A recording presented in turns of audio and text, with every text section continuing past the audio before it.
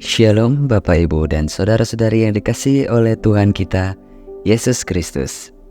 Saya ucapkan salam sejahtera untuk saudara semua dimanapun saudara berada. Damai dan sukacita dari Roh Kudus senantiasa melimpah di dalam hati dan kehidupan saudara semua. Dan pada hari ini, sebelum kita masuk ke dalam khatam pembacaan Alkitab, saya mengajak saudara semua untuk berdoa. Ya Allah, Bapa kami yang di sorga, Bapa dalam nama Tuhan Yesus Kristus, Tuhan yang senantiasa bersama kami di dalam kondisi apapun. Terima kasih Tuhan, pada hari ini kami telah diberikan kekuatan dalam menjalani kehidupan ini. Dan sekarang kami ingin khatam dalam pembacaan Alkitab.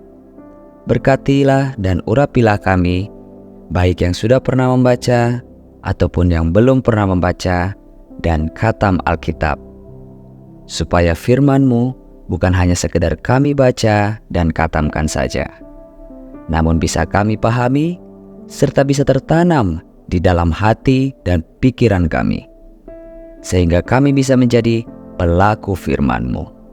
Di dalam nama Tuhan dan Juru Selamat kami yang hidup, Yesus Kristus. Amin. Imamat pasal 24. Minyak untuk lampu. Tuhan berfirman kepada Musa, "Perintahkanlah kepada orang Israel, supaya mereka membawa kepadamu minyak zaitun tumbuk yang tulen untuk lampu, supaya lampu dapat dipasang dan tetap menyala. Harun harus tetap mengatur lampu-lampu itu di depan tabir yang menutup tabut hukum di dalam kemah pertemuan dari petang sampai pagi di hadapan Tuhan.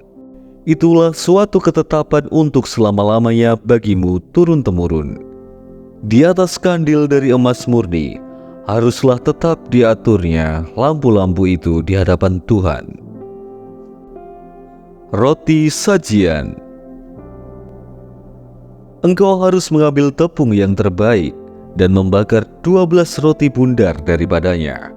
Setiap roti bundar harus dibuat dari 2/10 eva.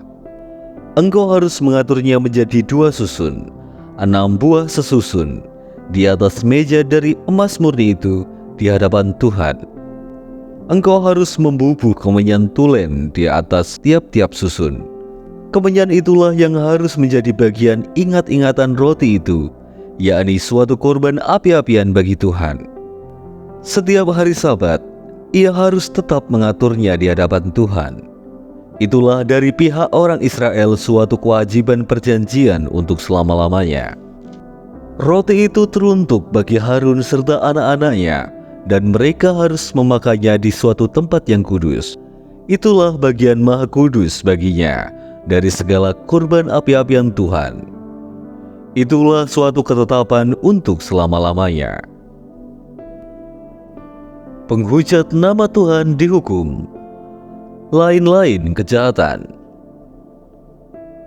Pada suatu hari datanglah seorang laki-laki, ibunya seorang Israel, sedang ayahnya seorang Mesir, di tengah-tengah perkemahan orang Israel.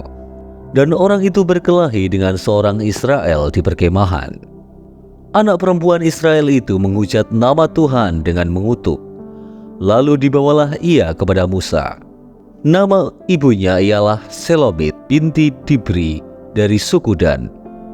Ia dimasukkan dalam tahanan untuk menantikan keputusan sesuai dengan firman Tuhan.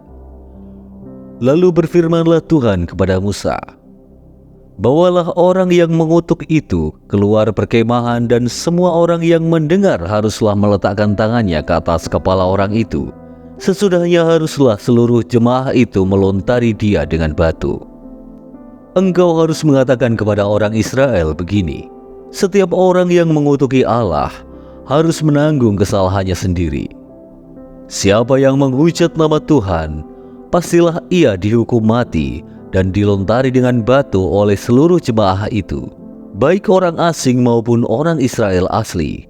Bila ia menghujat nama Tuhan, haruslah dihukum mati. Juga apabila seseorang membunuh seorang manusia, pastilah ia dihukum mati. Tetapi setiap yang memukul mati seekor ternak harus membayar gantinya, seekor ganti seekor.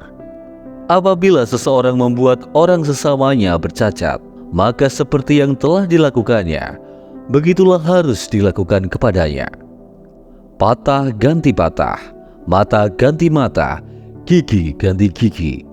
Seperti dibuatnya orang lain bercacat, begitulah harus dibuat kepadanya. Siapa yang memukul mati seekor ternak, ia harus membayar gantinya. Tetapi siapa yang membunuh seorang manusia, ia harus dihukum mati. Suatu hukum berlaku bagi kamu, baik bagi orang asing maupun bagi orang Israel asli, sebab akulah Tuhan Allahmu. Demikianlah Musa menyampaikan firman itu kepada orang Israel, lalu dibawalah orang yang mengutuk itu keluar perkemahan, dan dilantarilah dia dengan batu. Maka orang Israel melakukan seperti yang diperintahkan Tuhan kepada Musa. Proses khatam pembacaan Alkitab hari ini sudah selesai. Untuk mengakhiri proses khatam pembacaan Alkitab hari ini, mari kita berdoa. Ya Allah, Bapa kami yang di sorga, terima kasih karena Engkau telah menyertai kami di dalam proses khatam pembacaan Alkitab hari ini. Dan biarlah Roh Kudus senantiasa bekerja mengurapi kami, sehingga proses pada hari ini bisa tertanam dan menjadi kebiasaan di dalam hati kami masing-masing. Dan sekarang kami ingin melanjutkan kegiatan kami ya Tuhan. Kami mohon, sertailah dan berkatilah kami dalam kesehatan dan juga kebutuhan kami masing-masing. Di dalam nama Tuhan dan Juru Selamat kami yang hidup, Yesus Kristus. Amin. Terima kasih Bapak, Ibu, dan saudara-saudari yang telah mengikuti proses khatam pembacaan Alkitab hari ini.